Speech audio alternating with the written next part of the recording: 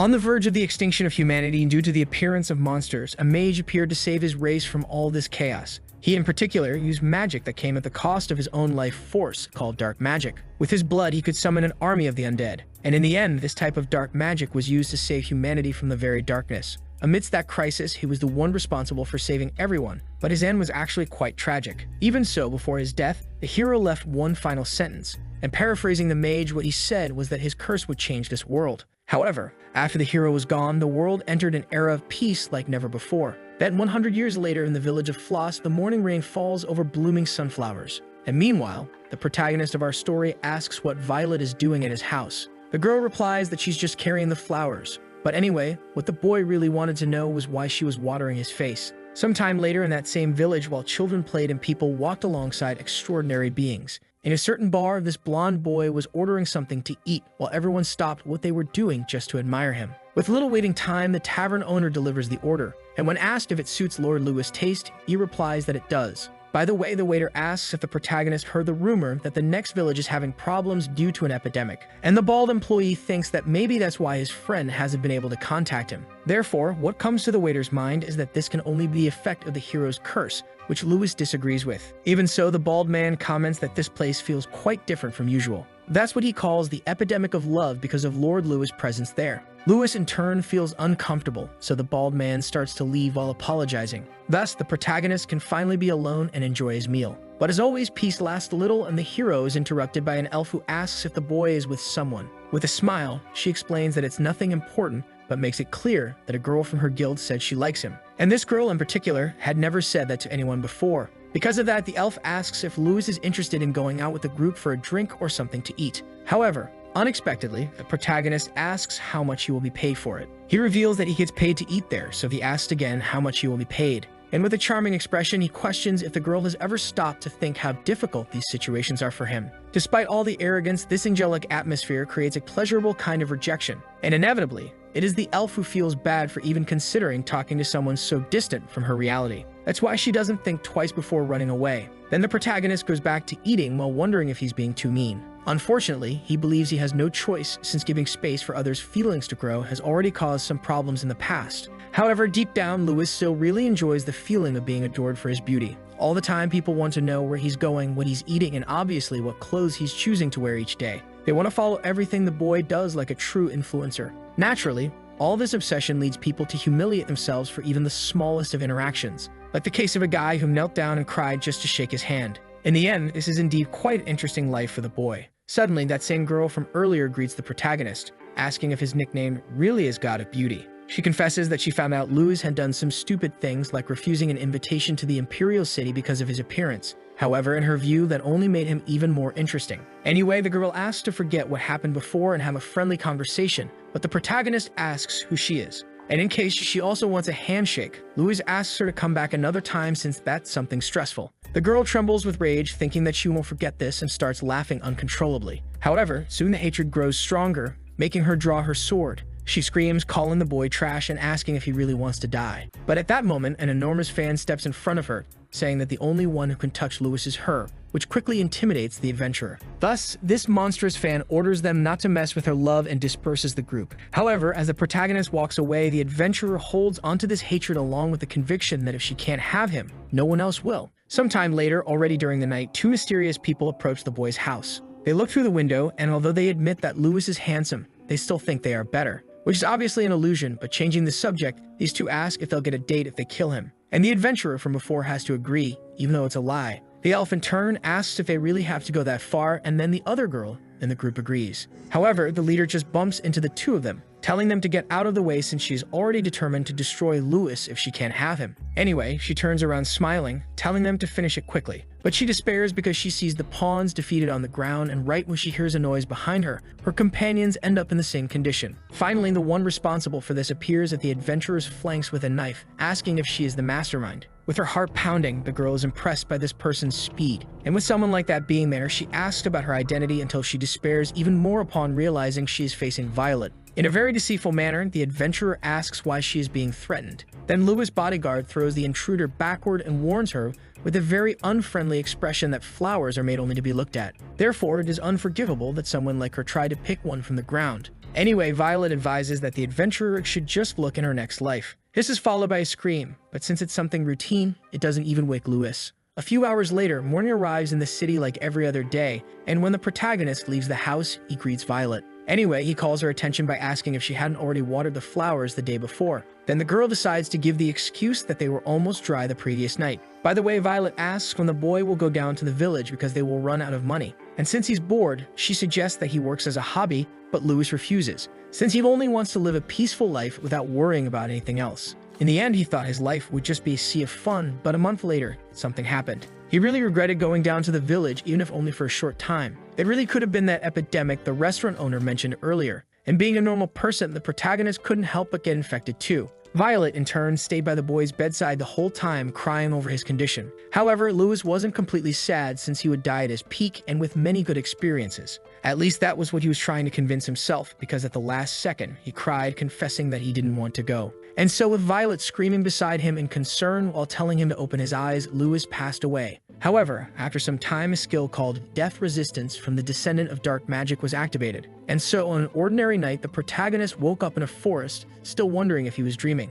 Unbelievably, he really thought it had all just been a nightmare. He simply decided to check his handsome face after such a good sleep. But his eyes looked deeper and his face paler than before. So after a few seconds of reflection, Lewis wondered what this could be. And when he realized he had turned into a horrifying skeleton, he obviously fell to his knees on the ground. A level 1 skeleton soldier with the title of Bastard and minimal stats. In some distant place, 486 rank and knights participated in an expedition to conquer a dungeon. However, in the end, 100% of them were annihilated by the dangers of the place. That's because the boss of this dungeon was one that even rank S adventurers would have difficulty facing. It was the Lord of Shadows and Black Dragon called Atrox. At least that's what a wandering knight heard about that fateful day. However, unexpectedly, when Lewis encountered this beast, it fell in love with the boy. And when the protagonist asked if it liked him that much, the confirming answer was more than clear. To the soldier's surprise, the black dragon was even rolling on its back. So seeing that, another adventurer commented that the boy was really worth every penny. The guild leader thought it was impossible, but Unit Dragon had fallen for Lewis' charms, and in his 30 years as a hunter, he had never seen anything like it before. The leader in turn knew that even the highest level magic wouldn't be able to subjugate that dragon, so it became clear that what was happening was something nobler and more powerful than magic. This was the effect of having overwhelming beauty, and since it was happening solely because of appearance, it ended up being a bit discouraging for the warriors. Indeed, being handsome is a huge advantage, and to receive the salary of an S-class mercenary, all the boy needed to do was show his face. With that appearance, he could easily enjoy wealth and honor at any moment. Therefore, now our hero reflects on everything he has lost, feeling quite depressed. Suddenly, a group of goblins appears, and the leader asks who the skeleton thinks he is to enter their area. Besides that, he states that the skeleton looks hideous, and then spits right in the middle of Lewis' forehead. Naturally, the protagonist runs away in despair while thinking that something like this must be a dream. There shouldn't be a goblin there, as they are only found in dungeons. But at that moment, the protagonist stops running because he remembers that this is not behavior worthy of the great Lewis. That's why he declares that he won't give up over something like this and turns around, saying that he will survive somehow. However, just when he thought dealing with one or two should be easy, he gets struck on the skull by one of the monsters' clubs. Thus, a hole is created in his skull, and while being beaten, the protagonist remembers that, in truth, he never had a fight in his life. In the end, the great Lewis was treated like this by mere goblins. In the past, the protagonist encountered these monsters once but kept a confident expression and intimidated them. After all, they were nothing more than simple, low-level monsters. That was how he lived, but in his new life, reality was being trampled by these little monsters. That is, until suddenly, a projectile came at high speed and hit the aggressor. Then, a human in knight's armor jumped on the second one and finished it off as well. Meanwhile, Lewis remained lying on the ground completely still. Luckily, in the eyes of these adventurers, they believed he was the remains of a human eaten by monsters. Therefore, the cleric made a prayer, but the truth was that the boy simply couldn't get up because he couldn't move. At a certain moment, the hero stands up and thanks them for their help. Then, because of his past life, he offers a meal together as a reward. But his appearance is terrifying and his head is knocked off in an instant. After all, the adventurers immediately thought that a talking skeleton must be a demon. Between monsters and people, Lewis was now trying to understand how he ended up there, and in any case, he decided to go home. A little closer to the evening, the boy arrives at the village, but the situation is different from before. Maybe because of the plague or because it's a dream, everything is destroyed, but it still doesn't make sense that the flowers are withering. Anyway, Violet's house looks the same, so the boy decides to go there to take a closer look. Unexpectedly, the place is open, but judging by the bottles on the floor, Lewis believes they aren't Violet's since she doesn't drink. Anyway, speaking of her, as soon as she sees an invading skeleton, the girl thrusts her sword into the monster. Indeed, for some reason, it was her who drank all those bottles. And while the protagonist received a kick to the face, he thought that she was a complete mess. Inevitably, he was thrown against the wall and his skeletal arm was torn off and thrown far away. For some reason, she had gotten very upset while he was away. Even so, the protagonist asks the girl to wait while she approaches. Suddenly, Violet disappears and reappears behind the boy, questioning his identity. To her, the fact that a monster could act like a human and pretend to know her was very strange. Then, without even thinking, the protagonist replied that he was Louis, which definitely struck her. The truth is that he also didn't know why he had become a skeleton. However, at that moment, he was slammed to the ground brutally by his former companion, which made him feel a lot of pain. Then the girl grabs the skeleton's skull and prepares an attack to finish him off once and for all. Violet gets angrier than ever before because a monster is trying to imitate someone she knows. But the protagonist insists the whole time that he is telling the truth. Inevitably, the knife gets closer and Louis' second death seems imminent. However, right in the instant before his death, he screams about the flowers. In the past, the girl's most common hobby was watering the plants and sometimes Louis. One day, the protagonist asked why she kept calling him Flowers, and in response, she said that Louis was as beautiful as a flower, so inevitably, he had to accept that it wasn't such a bad nickname. Back to the present, suddenly a few drops of water fall on the boy's face, followed by the knife falling next to him. That's because upon hearing that declaration, the girl starts crying. Practically overwhelmed by her emotions,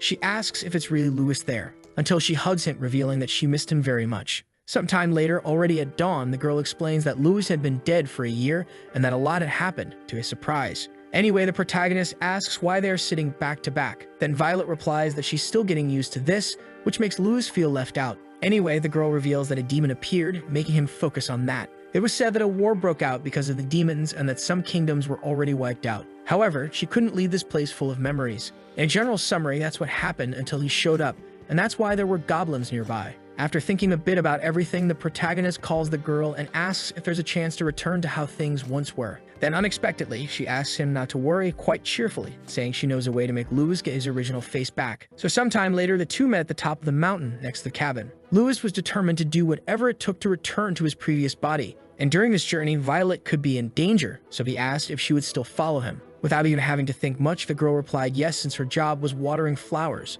With nothing more to discuss there, the journey of the two to recover Louis' beauty began. In this world, there is a regeneration potion that rebuilds all flesh in an instant, and to make it, you need to gather red spider legs, the tail of a blue lizard, and a bit of green deer blood. And finally, the last ingredient needed is what's in front of the protagonist, the master of the lake called Leviathan. Therefore, the hero calls it to battle without any kind of fear. Obviously, the monster gets irritated by the boldness of this ugly bastard. And more than that, it gets worried because the skeleton seems like someone who could be broken at any moment. Therefore, the Leviathan hesitates, wondering if there's some plan behind this. Louis then asks if the monster is scared with a sarcastic smile. And finally, the master of the lake is consumed by fury and charges after Louis as expected. Thus, after a short time running, he shouts for Violet to appear. At the moment the command is given, the girl appears above the monster with her knives ready to stab. The Leviathan, in turn, only has time to realize how manipulated it was before it meets its end with an attack. Shortly after, the companions gather with all the ingredients already placed in the flask. Now the regeneration potion, which was an item blessed by an angel, had been made. And unbelievably, it only worked in a place where cherry blossoms were blooming. Without wasting time, the hero decides to test it, but the girl quickly stops him. To make sure there's no mistake, she makes a small cut on her hand and explains that she will test it on herself first. So, just a drop of the potion, an incandescent light appears along with the descent of a true angel who blesses the girl's hand, to the protagonist's surprise. In that case, now Violet hands the potion to her companion to test, which makes him quite reflective. He understands that he needs to say something and calls the girl. And perhaps for the first time he admits that without her, he would be nothing, so he thanks her from the bottom of his heart. Louis breaks the seal of the potion and lifts it above his head. For him now, all this suffering of being ugly would be over. All the suffering of a pathetic life he lived, even if only for a short time. Thus, Louis also cries while breaking the container because if he could go back to the past, he wouldn't have been as petty as he was. The effects start to take hold in the protagonist, but unexpectedly, his arm dissolves on the ground as if it had been exposed to acid, leaving Violet very worried. It's natural that Louis doesn't understand what's happening, so some more time passes until everything becomes clear. After that, Violet doesn't even know what to say because the protagonist simply won't stop banging his head against the ground, even though she's asking him to calm down. Louis, in turn, questions whether he should really calm down since there's no way that can happen when he can't return to normal. He asks if he really has to live like this forever if he can't regenerate. Then Louis screams, questioning if he truly did something wrong, and loses his strength upon realizing he won't be able to return. In that case, he also believes there's no reason to live and considers simply ending all right there. Naturally, Violet feels terrible for not being able to help her companion, and she tries to convince him that there is another way. But the conversation is interrupted by the arrival of a mysterious being who raises dust with an explosion. Because of that, Violet quickly stands in front of the boy to protect him and tells him to run as fast as possible. That's because what's in front of them has a horn, red hair, red eyes, and sharp teeth. Therefore, with that aura, there's no doubt for her that this being is the true demon queen. Once again, Violet asks the boy to try to run, saying she will buy some time. However, what the protagonist does is ask for a favor since, as the demon queen, she must be very strong. And what he asks is for her to put an end to this pathetic life. For the demon, being asked to be exterminated when someone is already dead is quite interesting. But the most curious thing was that at this moment, the boy was in a state of half alive, half dead. Anyway, she states that she will fulfill his wish, and Lewis readily accepts his fate. Because in his mind, if he can't go back, it's better to end this way. However, Violet was someone who would never let her companion do something like that. And without even consulting Lewis about his wishes, she simply pushed him away. Then, with a smile, she asked him to stay alive and not forget that even now there are still people who wish to protect him. In this way, Violet stands face to face with the demon, and a clash between the two is imminent. Soon the girl moves quickly, making fast slashes against the demon queen's carcass. And even though it was something superficial, it actually hurts her, making her stomp on the ground forcefully. After thinking better while looking at her wound, her face breaks into a sincere laugh that soon turns into a desperate cackle. Since she was wounded, the demon agrees to deal with the girl properly and activates the Eye of Lucifer. Thus, her combat power increases along with her speed, making even Violet notice it. At first, she intended to defend herself, but her knife was broken in half, because the eyes of Lucifer can see through essence, making blocks useless. Even so, the girl attacked again and once more managed to wound the demon, making her even more interested. The queen responded with a strike meant to be unexpected, and for the first time, an opponent not only dodged, but also counterattacked. Because of this, the demon's level of admiration for Violet reaches the point of offering her a spot by her side. She really can't understand why a human so strong would risk herself for a skeleton. Then Violet explained with a smile that she made a promise to water flowers, and that a demon obsessed with killing could never understand the feeling of losing something precious. Unexpectedly, even the queen had something like that hidden away, and being reminded of it deeply irritated her. When everything seemed lost for Violet, a voice shouted no. That's because, once again, Lord Lewis decided to throw himself into this danger. Obviously, Violet questions him, but the protagonist is convinced that he has nothing left to lose. The demon in turn starts being disturbed by a light that won't stop coming. But when she analyzes it better, she realizes the truth because of her Eye of Lucifer.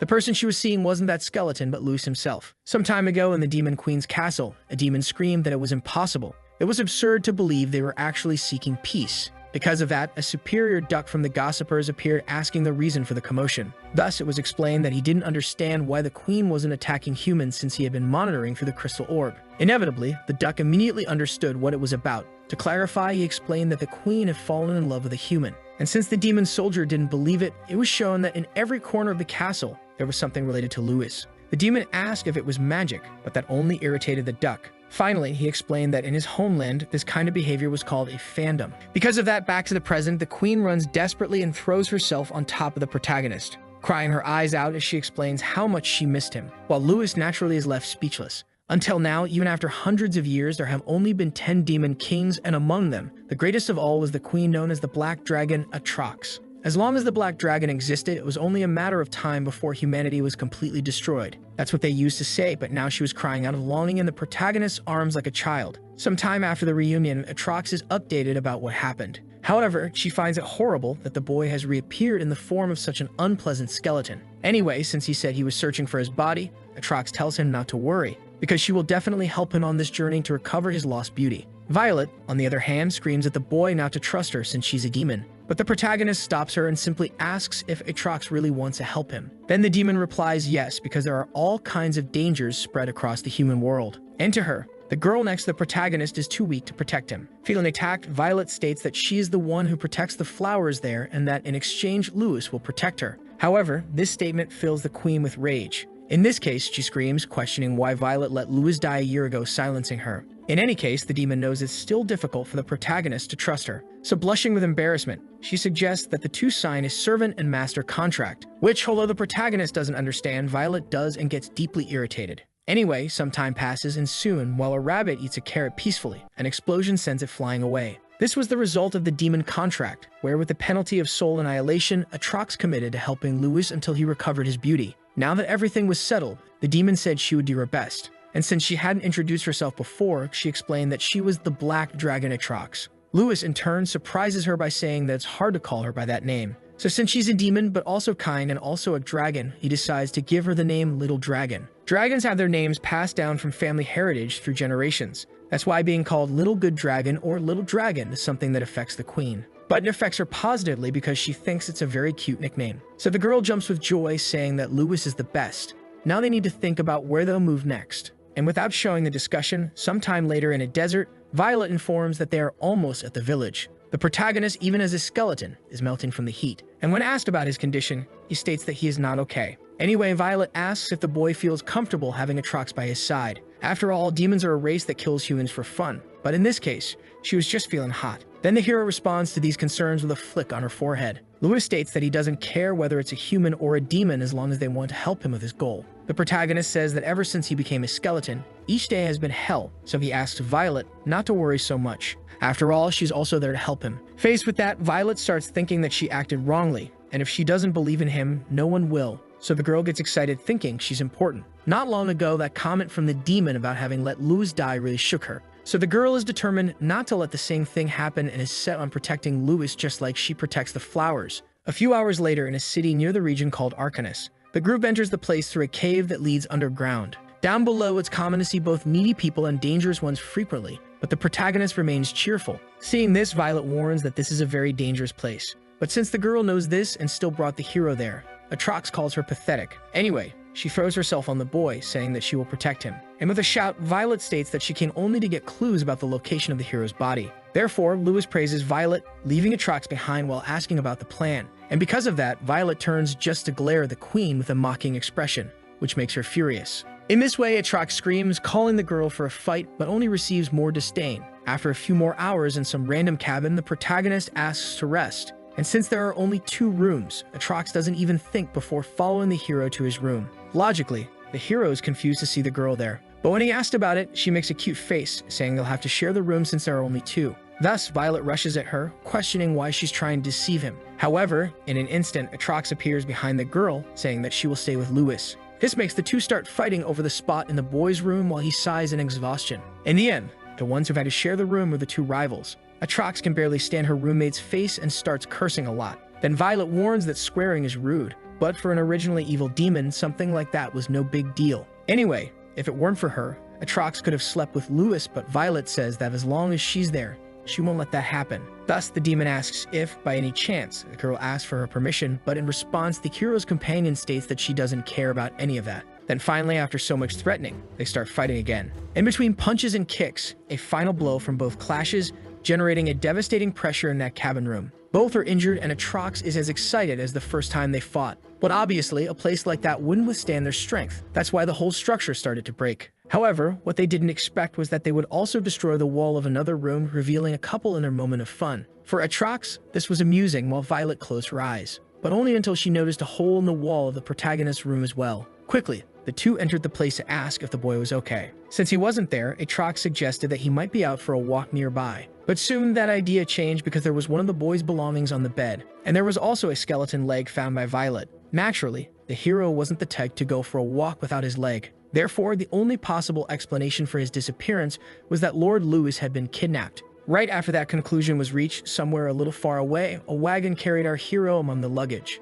And in that same region, people were passing by at high speed. Atrox, who is searching for Lewis along with Violet, asks if the girl knows where he is. Then fortunately, the girl says yes and points to the central auction house of the city that's right ahead. By auction house, it means a place that trades not only goods but everything. Naturally, no one asks or tries to find out where and how the auction items were acquired, since whether someone stole or extorted isn't something that matters. As long as it brings money, they auction anything they can find. So even the protagonist could be auctioned despite his appearance not seeming very useful. Violet states that the world is full of crazy people in ways beyond imagination, and that even ends up being a contradiction since she's traveling with a demon. Anyway, suddenly an arrow approaches, passing by Atrox, and Violet barely manages to catch it. Then, with her hands injured, she asks who is behind this. With no other choice, 2 guys are surprised that the girl managed to catch the projectile from so close. But X and Tra, Class D, agree that Violet is totally her type. Because of this, they get into a bit of a conflict for competing over the same girl. And since all eyes are on Violet, the queen feels left out. Anyway, one of the twins remembers that his mother had told them not to fight over women. Therefore, the crazy conclusion the 2 come to is that they should kill her. Thus, they introduce themselves as the twins X and Tra, but right when they tell the girl to remember their names, they are both brutally defeated. With that, Violet calls Aatrox to continue the search. Before that, the demon believes they should at least interrogate them. But Violet remembers how they wouldn't stop talking, and after thinking for a bit, Aatrox agrees to leave them. Shortly after, at the Arcanus auction house, the presenter prepares to reveal the next item, which is a belonging of Herp. Known for being a dragon slayer, his shorts are up for auction. Since the hero used only one pair of shorts during his adventures, they represent the hardships he faced. And when the bids were placed, someone managed to take it home for 25 gold coins. With the preliminary items finished, the audience had already been waiting for a long time, so the main item was brought to the stage. It revealed itself as a portrait painting of the protagonist called the Attractive Evil. It was said that in his time, Lewis was the most handsome man on Earth, with perfection blessed by God. Even monsters would fall in love with him, and even though his personality was that of a criminal,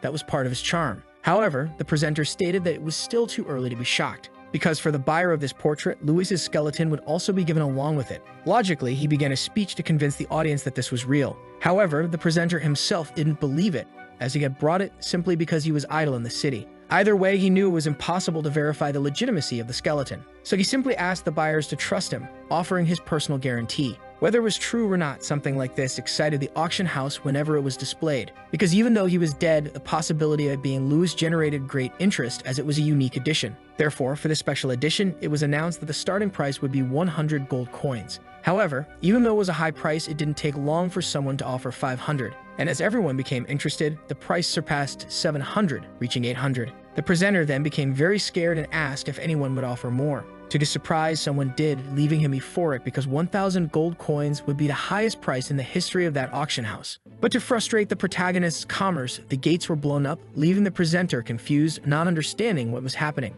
And so the girls entered the place with Aatrox cursing the responsible ones and Violet, telling her to be polite. Then the demon girl screamed, reminding everyone that she was the personification of evil. But regardless, the focus shifted to the stage where the protagonist was hanging. Without thinking twice, Aatrox charged at high speed, and a higher-ranked guard tried to stop her. But as the Queen of Demons, she broke his weapon. Right after, another soldier with a huge club jumped over, but this time Violet joined the fight, interrupting him, and generating such a strong impact that the energy inside the weapon collapsed, causing an explosion. Faced with this, the magnates at the event hoped the two had been eliminated. However, after the smoke cleared, Aatrox appeared, saying that despite being strong, these humans were no match for her. But although that was the case for her, she was worried because Violet had been badly injured trying to defend herself. Anyway, the girl asked them to focus on saving the protagonist, and more than anything, she asked the queen not to let her guard down. There in that hall were countless nobles and wealthy people who had come to buy goods. Therefore, it also meant that there were many powerful guards escorting them for protection. Thus, if the demon queen truly cared about the protagonist,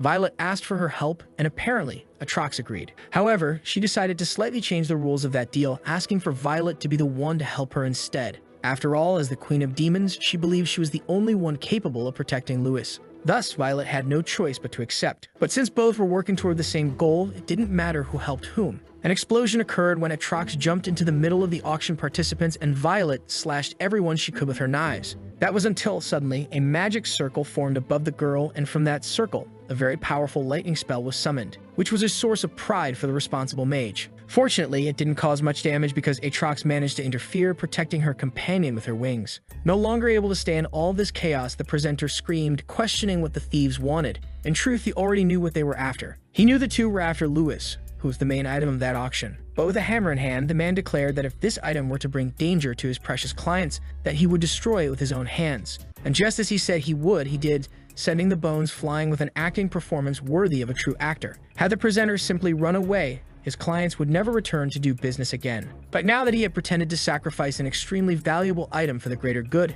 everyone was impressed. As for the portrait, he had already stored it elsewhere, but the skeleton was just something he had obtained randomly. That was what the auctioneer believed because Aatrox didn't stop advancing even with that decision. Suddenly, the sky began to close with a red moon at the center of it all. An earthquake also struck the land, leaving everyone very scared. Aatrox had promised that she would bring the protagonist back, but was far too arrogant. Either way, it was a fact that now all those responsible for this would be exterminated. With Aatrox's fury, a manifestation of bloody red energy rose to the sky, and outside the auction, a puddle of number 2 was on the ground. Because Gyrex, who was the imperial guard of the Felton family known as Storm, was unlucky enough to be assigned there and naturally couldn't stay brave. Initially, Gyrex believed that he would be the protagonist because even though he was born poor, he had overwhelming power. Therefore, despite being poor, having magical abilities allowed him to enroll in the elite course at the magic school and rebuild his family. However, now in front of him, there was a power even more overwhelming than his. And Atrox, as the Queen of Demons, did not care at all about his life. Fortunately, at the last moment, the girl was stopped as Violet warned that at this rate, the building would collapse.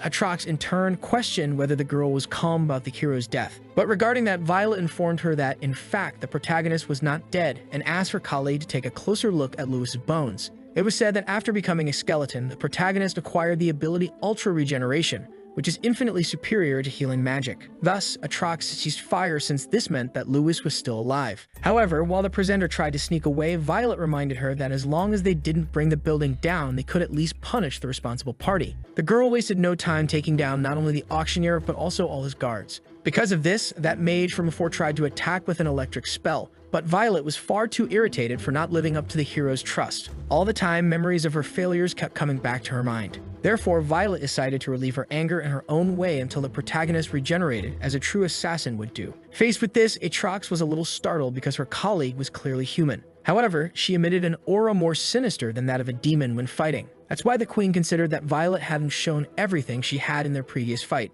Indeed, Atrox found this berserk state frightening and admitted that she was not capable of surpassing her. Still, the fact that she was afraid of a human when she herself was the demon queen left her outraged. In the end, while she was about to be attacked from behind, she remembered that she was the most powerful black dragon. So she simply released a bit of her aura, sending all the cowards flying away. Even though the girl's second horn had not yet regenerated, she believed she had no choice and mentally asked Violet to watch her, because it would be her who would save the protagonist first by destroying all those bastards. Violet in turn really started paying attention to her colleague because even in the previous battle, as now, it was a fact that the queen did not dodge any attack except for fatal injuries. In this case, Violet became confused, wondering whether the demon wasn't afraid of death. She had sworn that she would risk her life for the protagonist, but she didn't know if she was as determined as Atrox. Either way, the host named Dapara, who had been dishonorably discharged from his service as a knight in the Empire for corruption, picked up a knife from the ground and advanced from behind, saying that the girl would pay for ruining his auction. Thus, a cut actually happened and the short man was very proud of his performance,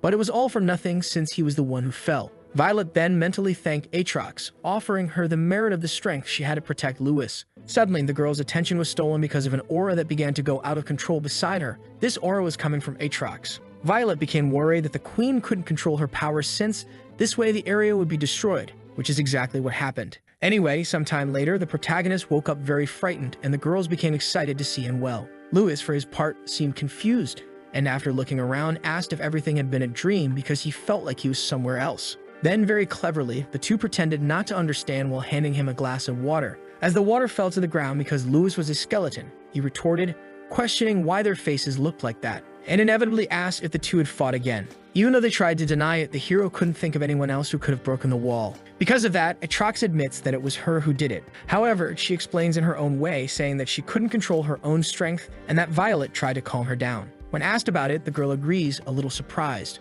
Later, while the two walk down the hallway, Atrox comments that she's feeling sleepy, but Violet questions why the demon lied. Without even waiting, Violet makes it clear that she won't see her colleague in a better light because of something like that. However, Atrox doesn't care about being feared and simply tosses something into Violet's hand, which turns out to be an ointment. That's because the demon claims she doesn't like to live with debts. Then Violet finally starts to think that Atrox might actually be worried about her. Sometime later in that same facility, our hero warms himself with tea by stirring it with his own finger while looking at himself in the mirror. Right after finishing, he places the cup on the saucer until he finds his old leg on the table, making him realize that the girls lied about the dream. At that moment, judging by the girls' faces when he woke up, it was a fact that both protected him. Then he looks at himself and begins to reflect alone in the room. If only he could recover his appearance, Lewis says he would do it no matter the cost. Things would be different. In the end, even though he didn't force anyone, the two girls volunteered to help. However, not wanting to feel guilty, Lewis reaffirms his commitment to regaining his beauty and now realizes how individualistic he has been.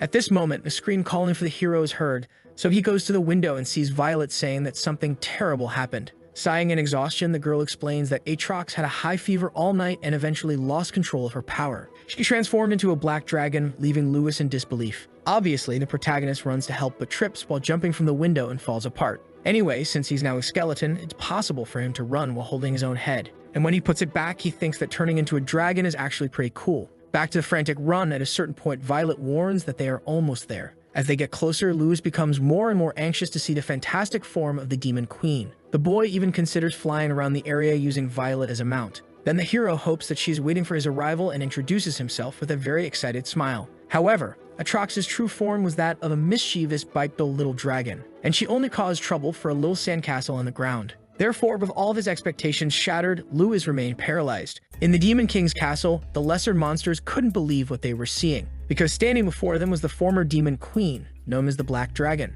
And with an excited expression, she declared that she had come there to reclaim her throne. Then, with a powerful magic forming in the air, all the subjects tried to run, but it was too late because Atrox cast her magic faster than the demons could escape. At least that's what she thought was happening, since with just a flick to the back of her head, the protagonist knocked the girl out and carried her back as quickly as possible. Faced with this, two bald men were very confused about seeing a skeleton. So since Violet isn't the type to leave witnesses, she handled the job of knocking the humans out. After all that running, later the three managed to reach a safer alley. The protagonist asks if the Demon Queen is awake, and she replies that yes, she is. Quite worried, she asks if she did anything wrong while unconscious, but the hero answers no. Then, unexpectedly, she becomes happy about being humiliated for no reason. In fact, she even starts to think that the protagonist is the best. Anyway, Lewis tells Atrox to get up and immediately asks what happened to her body. Apparently, the queen pushed herself too hard before her body had fully recovered. However, that's something she believes she can't tell the hero because she doesn't want to worry him. Stuffed shamelessly, the girl simply states that she woke up like this.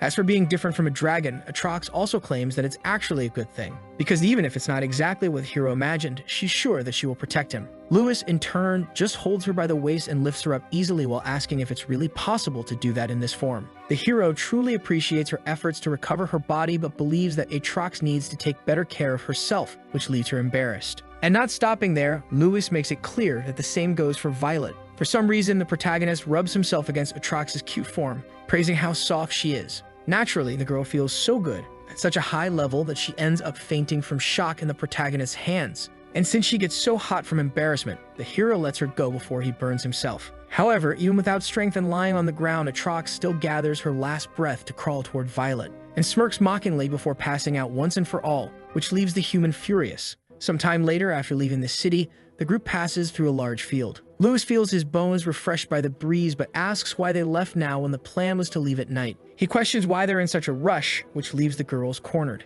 After all, they couldn't reveal that they were being hunted in the village as criminals. Thus, both reply in agreement that they are simply eager to recover the hero's body, and Atrox states that she has already found what she needed in that city. Therefore, although he seems suspicious, the hero runs happily, saying he's one step closer to recovering his appearance. As soon as Lewis walks away, Atrox calls Violet and thanks her for the previous night. After all, there was no way she didn't know what had happened. The night before, when Atrox was losing control and about to go into a frenzy, it was Violet who stopped her. Besides that, she was the one who took care of the queen all night, so there was no way she didn't know. Violet, in turn, asked the girl not to worry about it, as she didn't want to cause unnecessary concern for the hero. In the end, she states that the queen can do whatever she wants to her, as long as it doesn't cause trouble for Lewis. And that's the warning the girl decides to leave for the demon. Without wasting time, the protagonist tells Violet that he smells something delicious nearby. And while the two talk about going to eat, Atrox notices that the girl is quite cold toward her but warm with the hero, which makes her irritated again. A short time later, in a restaurant along the field's path, the three sit at a table.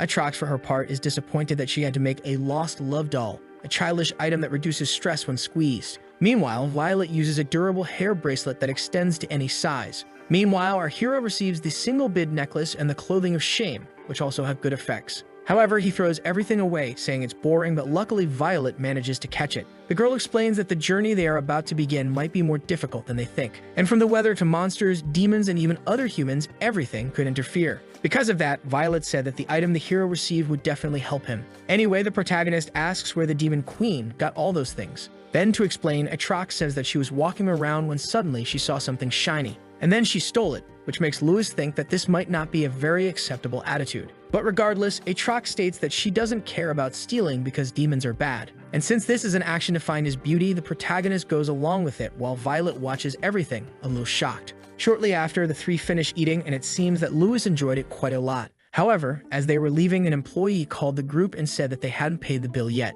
By muscle memory or something like that, Lewis gets very irritated and says that he did them a favor by eating there. For a moment, Violet forgot that the protagonist never paid for food in the past. But to resolve it, the owner of the place showed up, and when he heard from the employee that the customer hadn't paid even after eating so much food, he got angry and concluded that these scoundrels never had money in the first place. Anyway, the night owner Sung called the skeleton, who was our hero, and in case he didn't have money, unexpectedly offered for Lewis to pay with his own body, which after thinking a bit about it, Lewis cheerfully accepted since, in fact, that was his specialty. The moment people heard this, they became worried, thinking the hero had gone crazy. Sung, for his part, admits that the skeleton has confidence and predicts that he won't leave here today. However, as soon as he finishes speaking, Sung himself is thrown into the air in an instant, crashing through the ceiling. And obviously, the one responsible for this is none other than Violet. The employee quickly screams, asking if the boss is okay, but even when trying to wake him up, he seems pretty disoriented. Recapping from the moment he grabbed the skeleton's shoulder, the purple-haired woman rushed in with a punch.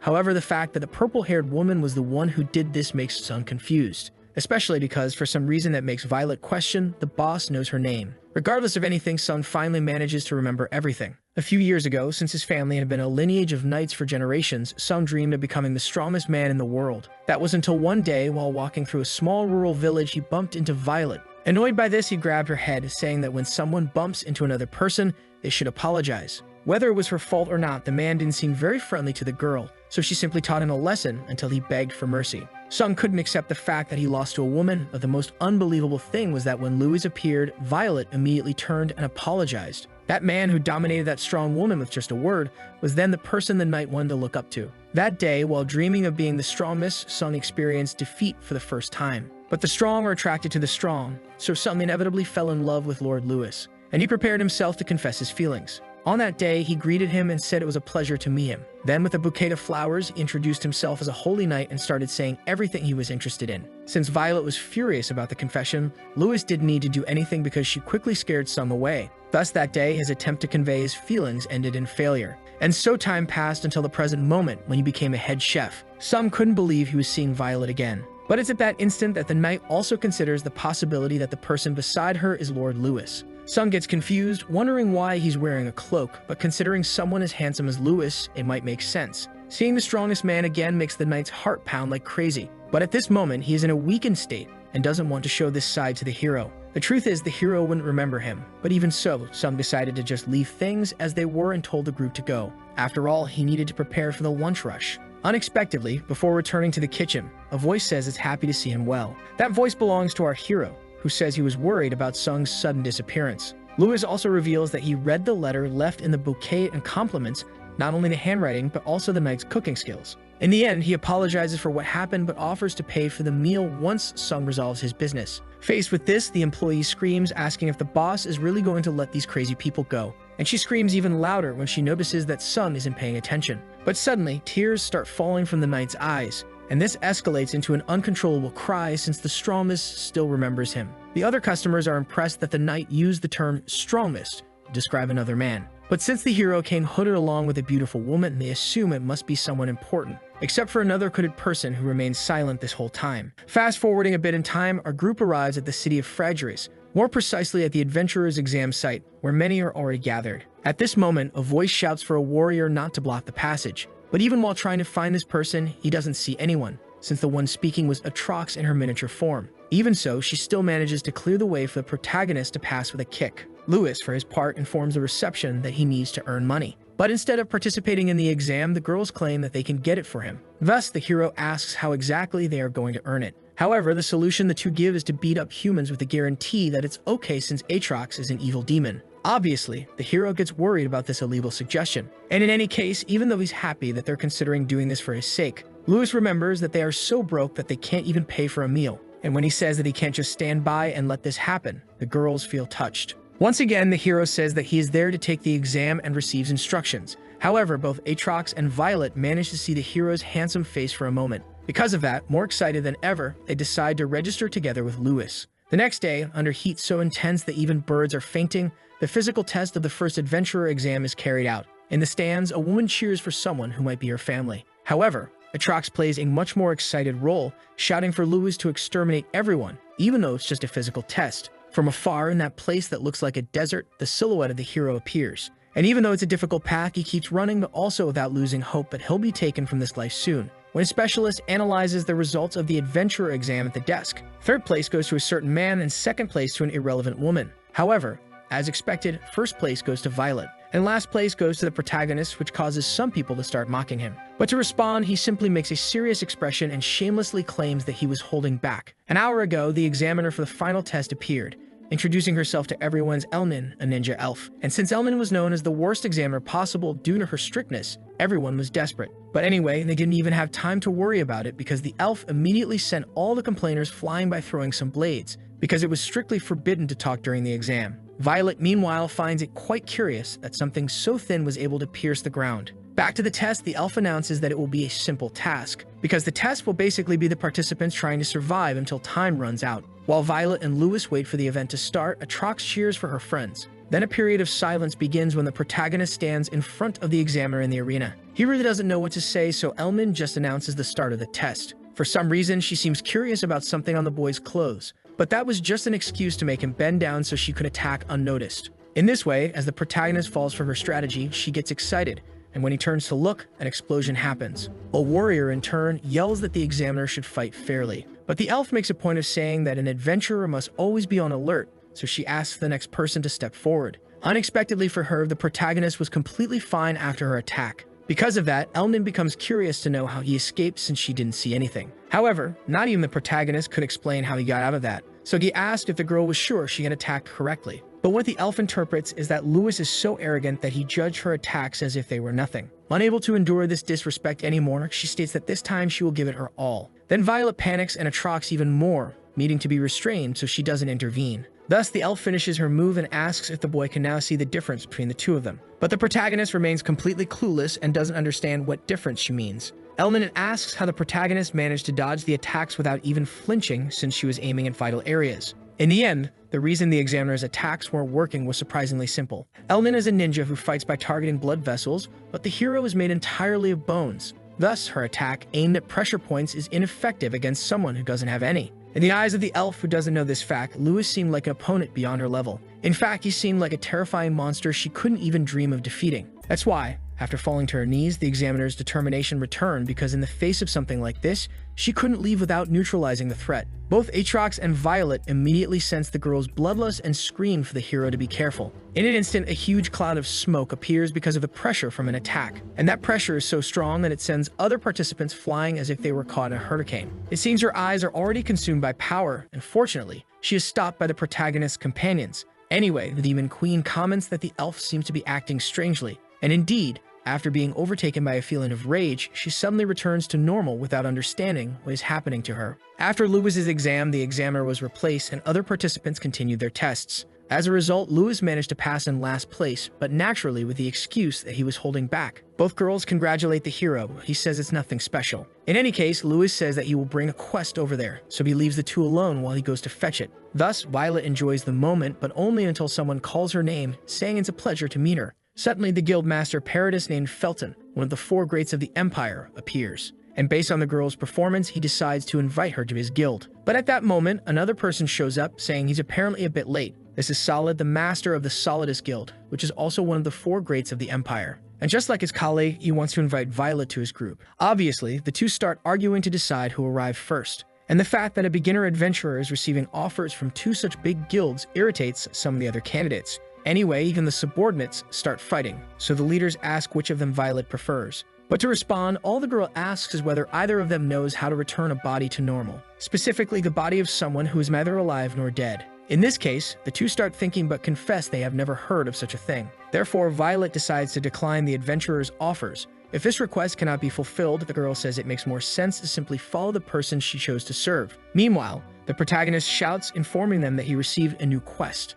So as the mood of the conversation breaks a bit, Violet quickly says goodbye, and together with Atrox, she runs happily toward our hero. In the end, the adventurers think that the request was simply a creative way to refuse the offer. But even so, they remain curious to know exactly who this man is that holds more value than the two of them. Fulker, for her part, believes that the guy must have a power greater than brute strength, because they themselves have been witnessing it. This girl is a guild leader, and together with Mystic, they form the last two missing from the four greats. Felton, in turn, believes that this kind of power will never appear again. But since they can't be sure, they consider that maybe Louis has somehow returned to life. In the goblin dungeon of the region, several goblins appear scared because standing in front of them is our protagonist. However, what scares them the most obviously isn't him, but rather the monsters he's walking alongside. At this moment, a goblin stronger than the others appears, telling the others to back away. Already very irritated that his subordinates can't handle 3 intruders, the goblin King Vei asks who the hero is to invade their territory. But the moment he pays a little more attention, the two seem to recognize each other. When the protagonist first woke up as a skeleton,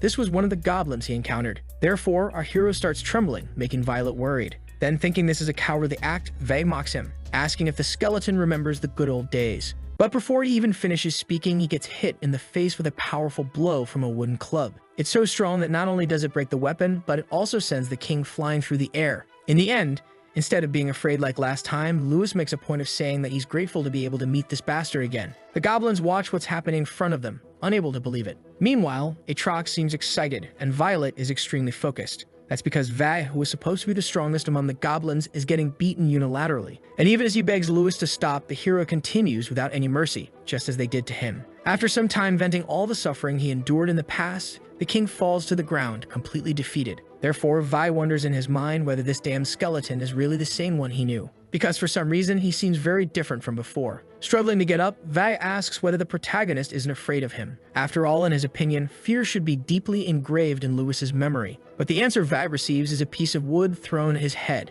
And to compliment it, the hero says he has no reason to fear a small fry like him. To explain better, Louis tells the goblin to look behind him. There are 2 people who are thousands of times scarier than Vei, so there's absolutely no reason to be afraid. Furthermore, Louis states that he is no longer the same skeleton that Vei used to beat up. In this case, the king shouts, saying that Louis is being very arrogant just because he has support. However, the 2 girls he's talking about react with terrifying expressions. And this makes Vei realize that even though he's angry, he needs to hold himself back to survive. Thus, Vei makes a very friendly wave and admits his defeat with a smile. But our hero interrupts this strange declaration from the monster, and picks up a club again, saying he's not going to let the goblin go just because he's trying to act friendly. So he warns that it's not over yet and tells the monster to get ready. He also makes it clear that if he tries to escape, his bones will be broken. After that, later, the group makes a toast with good drinks. Both girls praise the hero's good work. Louis, in turn, comments that if there's anything else they want, they can feel free to ask. So Violet asks if the hero is sure, and he replies yes.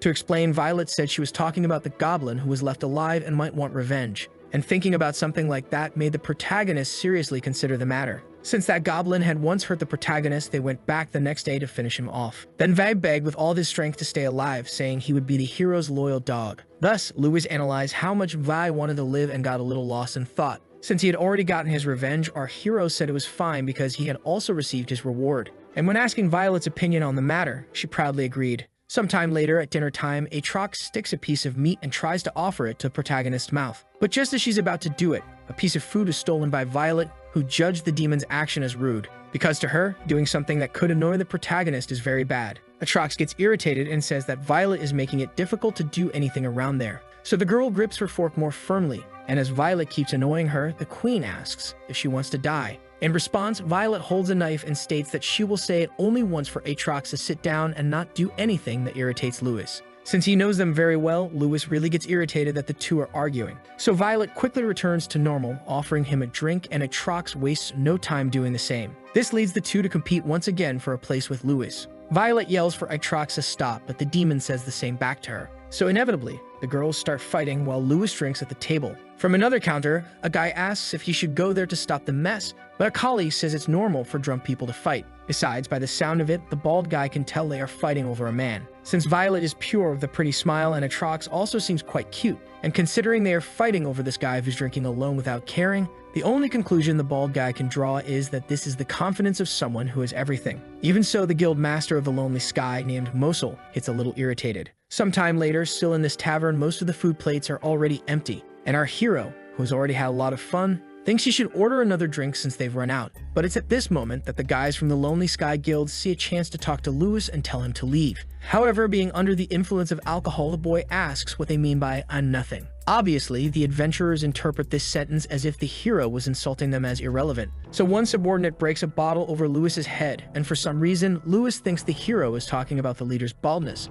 That's why Louis falls to the ground, feeling a bit of pain in his head. But he also smiles, saying that the guys seem to be better than he expected. After the hit, the protagonist gets up a little and asks if the ugly bald guy in front of him doesn't know how to take care of kids properly. Both the word ugly and the word bald cause a huge impact on the subordinates. That's because it was a sensitive subject for Mosul, since they were in an era of hair loss. Thus, now that the insult was intentional, the bald guy orders his goons to beat Lewis until he can't take it anymore. However, all the protagonist does is laugh at the situation. Then he asks, still laughing, if the girls heard what the guys just said. But when he realizes, he's surprised because, unfortunately for him, both were practically asleep from drinking. Therefore, with no one to defend Lewis, the subordinates did exactly what they said they would. The next morning, Violet and Atrox, who somehow managed to get to their room, began to wake up, and both their heads were still spinning. Given that, the hero asks if they are already awake. Then Atrox asks what happened earlier, and the boy explains that he brought them back when they fell asleep. So both apologize for causing trouble, and the protagonist says it's okay.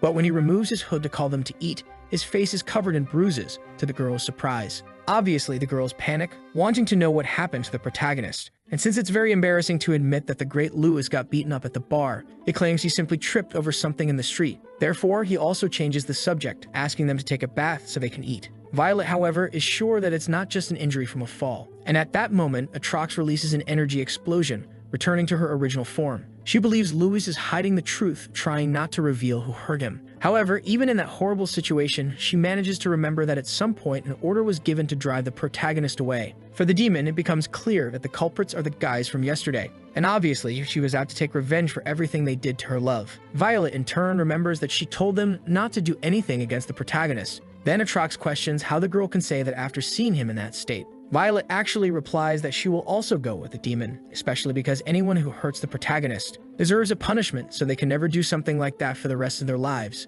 And this is definitely something the Queen strongly agrees with. Sometime later, at the refuge of the Lonely Sky Guild, located at the top of a mountain, a guy seems quite bored since they have a very noisy prisoner. Anyway, the same guy warns that they have visitors, so the boss asks them to come back later. However, knowing Mosul, the subordinate informs that it was a pretty girl, and because of that, they let the protagonist's two partners in. The boss, in turn, remembers that this is the girl who was with the weak guy from the day before. So he asks how she found this place and compliments the fact that she brought a pretty friend along. Anyway, Mosul approaches with his knife, asking if the two are there for revenge, and if they are worried about the weakling. He suggests that guys like them are way better than those types. In that case, Violet gently touches the adventurer's hand and asks if it was with that hand that he hit the hero. Then, a bit foolishly embarrassed, he answers confirming. Thus, Violet understands and, with just one movement, simply sends the arm that did it flying. The movement is so fast that for a moment the bald man doesn't understand, and he only starts to feel pain after falling to the ground, which makes the subordinates panic. Violet explains that if the guy had tried to pick the flower, she would punish the hand, and if he tried to step on it, she would punish the foot. Therefore, with a terrifying expression, she asks how the adventurer intends to damage her flower. Trembling with fear, Mosul calls his subordinates to attack Violet. And even though they are also scared, they charge, hoping they can do something. Meanwhile, the protagonist stops at the dining hall to eat. And even now, he complains about the pain, not understanding why they hit his face when he told them not to. Anyway, at that moment, Atrox enters the place, announcing that she is back. The protagonist asks where she went, then the girl replies that she brought something that can make money, and she asks this thing to say hi to the protagonist. Lewis, in turn, asks who this chubby uncle is. Then the man gets furious and yells, asking if the boy knows who he is. However, because of this shout, Atrox gets even more irritated and states that if he doesn't want to die, he better calm down, which the man understands. Anyway, the hero just asks the two to come eat soon. And if the chubby guy is also hungry, Lewis invites him too. Of course, the man refuses because he was called that, but his stomach growls and inevitably he decides to set his ego aside. Thus, the four start eating with a very friendly atmosphere. However, at a certain moment, the man wonders what is going on there. Those who kidnapped him were not weaklings, so dealing with them without injuries was something incredible. Furthermore, the girls didn't seem like the type who would follow someone, since they had completely different personalities. But regardless of that, somehow now the two were sitting at the table like good girls. Controlling them with money and power must be impossible, so taking this fact into account, the man believes there must be only one option. To the hero's surprise, the man bows at the table and introduces himself by the name of Dilek. The man explains that he was the lord of the village of Rebelum until recently,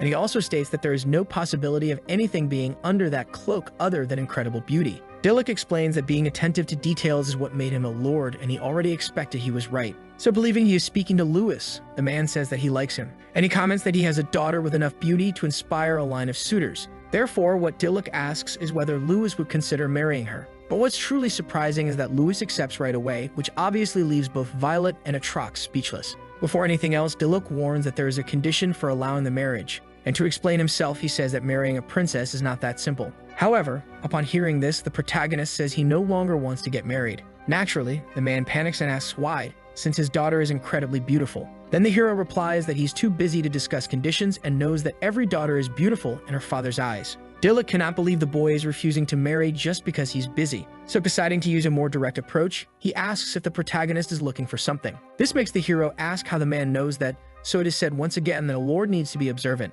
Anyway, Dilek admits that he doesn't know what the boy is looking for, but he guarantees he will help him. Still, since the lord doesn't even know what the protagonist wants, it will be difficult. However, if the hero is just searching for something he lost, Dilek believes it's a waste of time. And because of that, he simply asks the boy to save the village of Rebelin for him, because if he does, he will receive a great treasure. Sometime later in the mountain region, a cart passes by guided by a man with his horse, and inside all four who were eating together can be seen. First, Dilek asks about Atrox's cute appearance since the goal is to save the village. However, if the man is so eager, the queen suggests that he attack her to see what she's capable of. Changing the subject, Violet says she will accept the protagonist's decision but questions how Dilek will help them, making it clear that if he's lying, he will be in serious trouble, which makes him tremble a bit, even as a lord. Dilek starts explaining about the treasure and asks the girl to put the knife down. The man explains that to help find the treasure, there was a map, and that his ancestors, tired of war, dreamed of a peaceful life. Thus, through this same map, they discovered the village of Rebelin during an expedition. It was a place that wouldn't be submerged even in the case of a flood,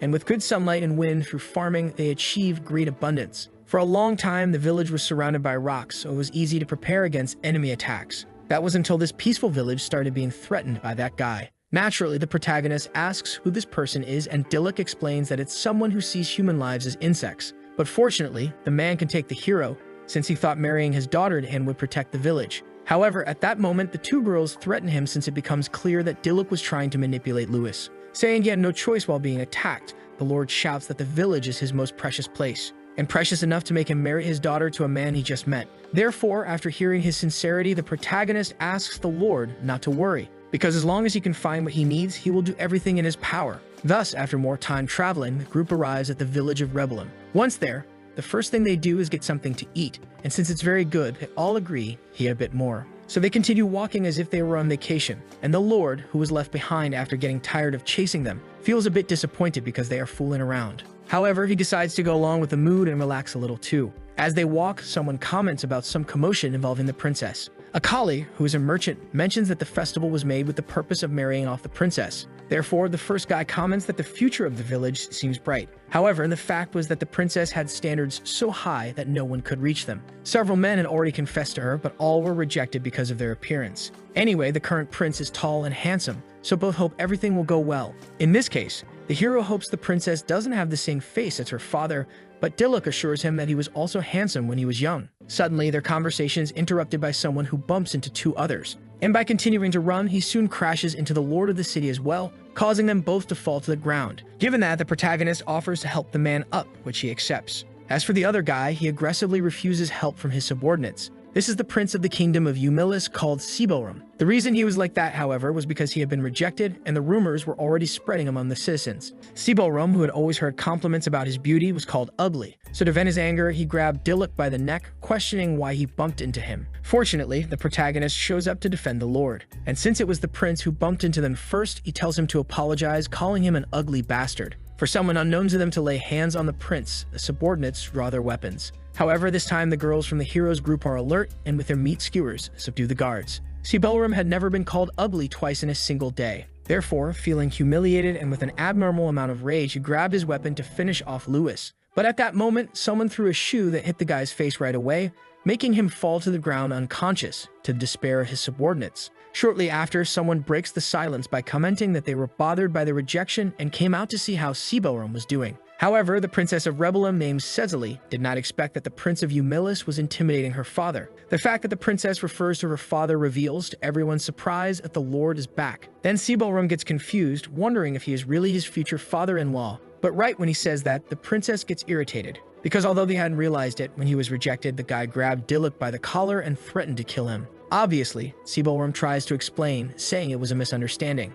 But in response, the girl asks if his father, who is still in the kingdom, will believe that. Anyway, for the sake of the prince's image, she says she will keep this a secret, but only if Siborum returns immediately to the kingdom he came from. Sometime later in the castle of Rebelum, the princess yells, asking what happened to her father, especially because despite how it doesn't seem, he lost so much weight that she almost didn't recognize him. Knowing Dilek, the girl truly gets quite sentimental. The Lord, in turn, says that he cannot give all the details, but the girl understands that he has his reasons. By the way, Dilek says he has someone he would like to introduce to Cecily. The name of this person is Louis, someone even the Lord recognizes as handsome, and who was also almost the man she married not long ago. Logically, the girl asks what her father is talking about, but since the hero already refused, he asks her not to worry. Cecily, in turn, gets irritated, so Dilek asks her not to take it personally. While the girls in Louis's group boil with anger, Cecily thinks about a reason her father proposed the marriage since she knows his preferences. Therefore, she wonders if the protagonist might be the man of her dreams. Changing the subject, her father asks if Louis regrets not getting married now that he has met the princess.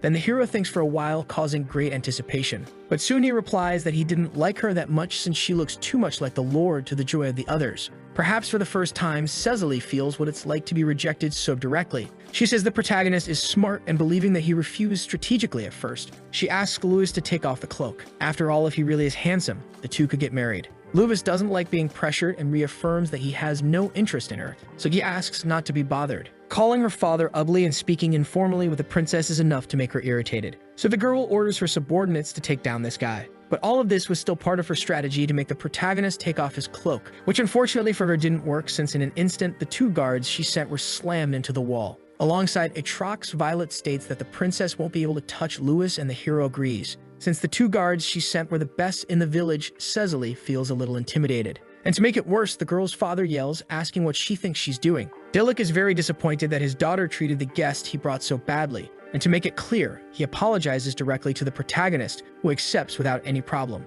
As the guests seem startled, the Lord announces that they will call it a day for now, and quite humiliated, the princess leaves along with her guards. However, before passing through the door, the girl at least congratulates her father for returning home safely. Then she goes away and Dilek quickly puts his hands on his face, which makes Louis ask what's wrong. Despite how it looks, the man quickly stands up, saying he's completely fine. In the end, before the protagonist leaves, there's a place he must visit. So since he has to do that, he suggests the boy take a look around the village, which, having nothing else to do, the hero naturally accepts. The next day, everyone notices that the weather is great. Besides that, the protagonist's mood is really good since the skewer is delicious. That's why he asks why he's being followed by the princess like a fly in soup. Since she is a princess, Louis really wants to know if she doesn't have anything better to do. Then, after thinking for a moment, the girl remembers that the hero could be the man of her dreams. And because of that, she holds back a little, saying she's doing this because he might be a dangerous person. In this case, the protagonist tells her to feel free as long as she keeps her distance. Therefore, the girl gets irritated and asks if the boy really sees her as a fly chasing soup. However, her foot hits a rock on the ground and losing her balance, she naturally starts to fall.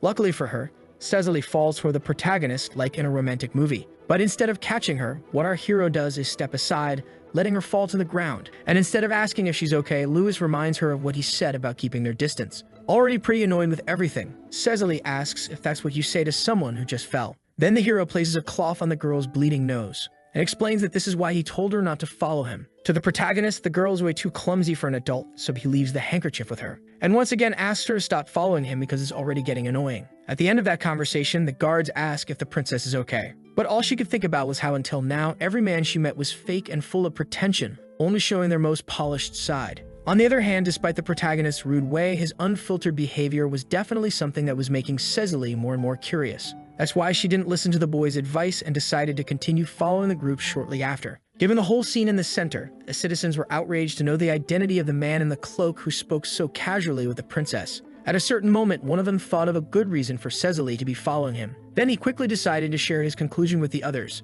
The princess has always been someone obsessed with handsome men to a ridiculous level. So for her to be following someone this much could only mean that the guy under the cloak was an immensely handsome man. Naturally, as time passes, night falls, and back in her room at the castle, the princess complains a lot about not being able to see Louis under the cloak even after following him all day, especially because she remains curious to know if the boy is really handsome. To kill her curiosity, Cecily asks her maid about the rumors regarding the hero, and for the sake of her ego, she hopes that he is someone ugly. However, what the maid reports is that according to the rumors, Louis is actually an incredibly handsome man. After hearing that, the princess recalls that everywhere she went, people followed her. But at a certain moment, even the citizens started to recognize the hero. And for the rumors to be so strong that they reached the ears of the princess, her heart beats faster than ever. because for the first time, Cecily believes she will meet someone truly handsome. Meanwhile, from somewhere, our hero feels his ear itch and concludes that someone must be talking about him. The next morning, everyone gets worried because there is only one skewer left, so the stall vendor has to apologize to his customers.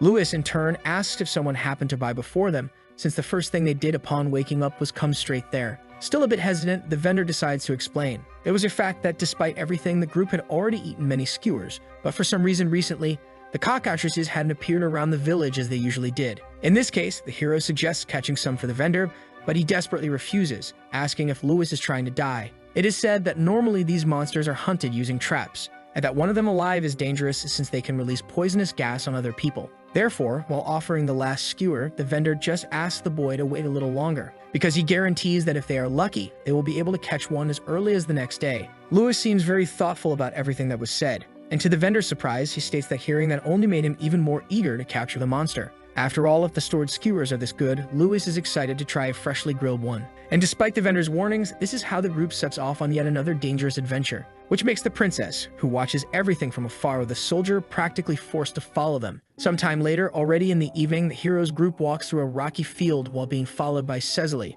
The princess's guards want to know exactly where the cockatrice is because they truly believe there's none there. On the other hand, the hero also can't see anything, but Violet says they are in the right place. Suddenly, the voice of a knight is heard, suggesting that everyone there should return to the village now since it's already getting late. This is the captain of the Knights of Rebellum, named Harbing. Since the princess is also participating in this expedition, the captain comments that it will become dangerous as night falls. But despite Harbing's advice, the protagonist states that he will not go back. Furthermore, he questions why they are being followed in the first place, saying that if they're just going to be annoying, they should leave. The princess in turn tells Harbing that it's fine. However, the knight didn't want to put up with such disrespect and therefore drew his sword to finish the protagonist with an attack. At least that's what he would do in theory, but at the last second, Harbing stopped. Since the boy didn't move even a millimeter, the knight asked if Lewis noticed that he wasn't actually going to hit him. And just the wind from Harbing's movement makes the trees around them get cut. However, the truth was that Lewis hadn't noticed anything and was actually panicking. Anyway, Harbing comments that he heard about the protagonist defeating some of his men while he was away. He says that he spared Lewis out of the mercy of the knights and advises him to act respectfully toward the princess from now on. He also makes it clear that the next time there is disrespect, he will die.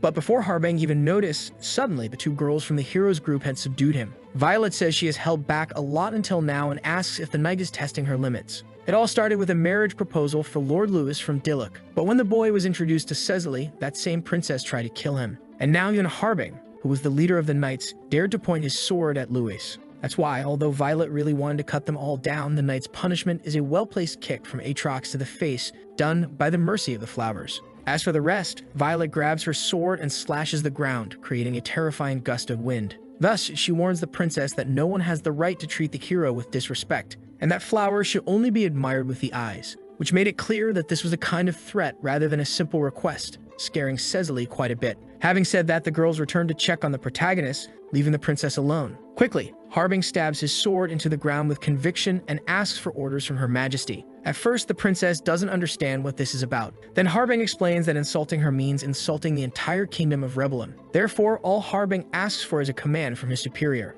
A command so they could fight for her honor to the death. Suddenly, the sound of the slap echoes throughout the forest. Harbing didn't know why, but he had just been slapped by Her Majesty. With tears in her eyes, Cecily vented that if the knight talked about dying one more time, she would do it with her own hands. The princess was trembling because she didn't want to have done that, so Harbing managed to understand the girl's feelings and apologized. Back to the hero's point of view, he says he's fine but asks why Violet didn't protect him from the start. Aatrox in turn comments that she trusts Lewis' abilities, which leaves him confused. Despite the protagonist looking as weak as a useless skeleton, the girl reminds him that he has super regeneration powers. So logically, Lewis gets furious but does nothing because he knows he will lose. Anyway, the hero simply calls the two to get back to searching until the ground starts shaking like in an earthquake. A little farther away, the guards scream to prepare for battle and Harbing takes care of the princess. Knowing it was already too late, Violet draws her weapon, and so the group waits for the noise to reveal itself from the forest. First, smaller animals start coming out, almost driving the protagonist with them. A royal guard is confused about this, but his partner yells for him to stay alert, especially because suddenly a giant gorilla appears just as desperate as the others. When Lewis was already prepared to run, Aatrox asked him to look closely. That gorilla, which seemed to be the biggest threat, was crying. And from inside the forest, a huge but precise tongue shot out like a whip until it reached the monster, piercing it like a skewer. It was now clear that the group had found the delicious animal they were looking for, but no one there expected that the appearance of a cockatrice could be so intimidating. Despite the monster itself being scary, something else caught the soldiers' attention. That's because, along with the first one, there were others just as frightening. Cockatrices had always been known for the clear trait of being solitary monsters, so it made no sense at all for there to be so many of them sharing the same space. Acting almost on instinct, Harbin shouts to protect the princess, and being the strongest guard, he faces the first one on the front lines. Quickly, the attack comes, and the knight leader manages to defend, but with a lot of effort. So the princess asks if Harbing's okay. Regardless of his condition, the knight states that he won't let the monster take another step toward the princess. He adjusts his posture to perform his secret technique, which is his trump card. And at the moment the monster approaches, the technique that the knight calls the beautiful sword swing comes into play. The monster roars, trying to intimidate his opponent, but the knight screams back with even more determination. Thus, Harbin comes out victorious, managing to strike the beast first. As soon as the monster falls to the ground, all the soldiers charge to take advantage of the chance. Then the cockatrice sees its entire life flash before its eyes. Some time ago, this monster was born into a good cockatrice family. Soon it grew up, becoming young and, like every young one, full of vigor. At a certain moment in its life, luck smiled on it, blessing it with a good partner whom it loved more than anything in the world. Everything went well until one special day the monster decided to propose marriage to its companion. But for some reason, the mutant chicken that was its soulmate until now refused. The cockatrice collapsed on the ground in tears, wanting to know why it was being rejected. During all that time, the two had already gone hunting together and even shared worms. But what its ex said that day was that the old boyfriend didn't pay attention. Because she had already said many times that she was allergic to worms and exhausted, she left him crying by the seaside. All these memories came back as the soldiers' swords approached. So the monster started to have an existential crisis and the guards attacked mercilessly, which made them very excited for being able to defeat a cockatrice.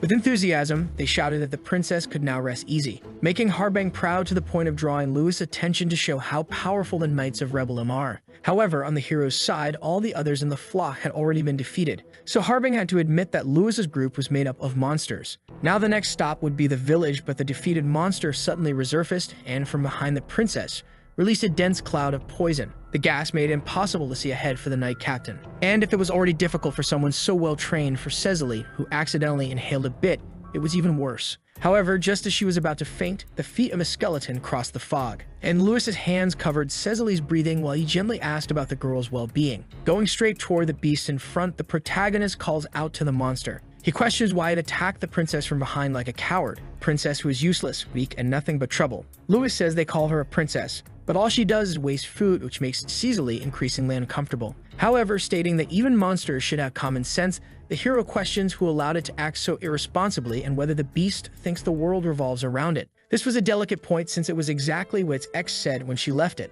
The stress level of that cockatrice went beyond any limit, and crying, it charged forward, saying that humans could never understand it. While running, all the monster could think was that no one could understand its love. But as soon as its energy completely faded, it finally collapsed, defeated. The guards quickly checked and confirmed that the monster had stopped breathing. So understanding this as his own failure, the knight couldn't grasp how Lewis knew that the beast was already at its final breath. Furthermore, to control such strength, he believes that maybe this level of composure might be normal for someone like him. But now Harbin is also curious to know what kind of power someone like Lewis has. While the hero was splashing a bit of water on his face, Cecily appears, asking what he wants. For some reason, the princess doesn't understand Lewis had thrown himself into the toxic gas to save her. And now, thinking about it, the protagonist doesn't know why he wasn't affected. Anyway, Cecily continues and says that because of Lewis's deeds, she will guarantee whatever he wants. But the protagonist just replies by calling her rude. After all, when someone saves your life, you should say thank you, not ask what the person wants. So Lewis asks the rude princess to listen carefully. From now on, to her surprise, he asks her to stay out of his business.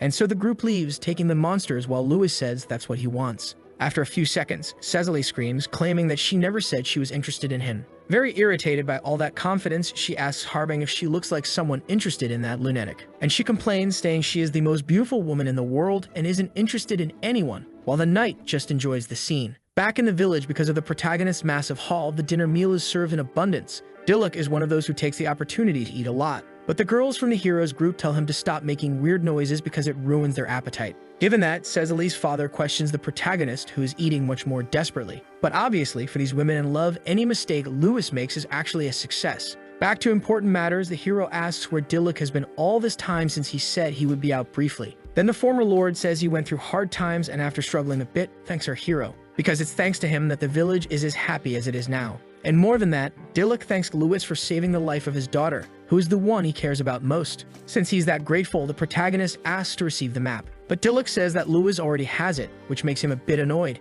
interpreting that the old man won't hand it over. To explain, the former lord tries to make it clearer what the map is, but the hero starts talking to the girls about the food. So in the end, Dilek gives up trying to talk to the protagonist, believing it to be a waste of time. While the banquet is happening inside the village, outside, a man calls for his lord, and he announces that he has made sure to prepare that as requested. Thus, this lord named Slim calls his subordinates to head straight to the village of Rebellim, which he claims is his rightful place.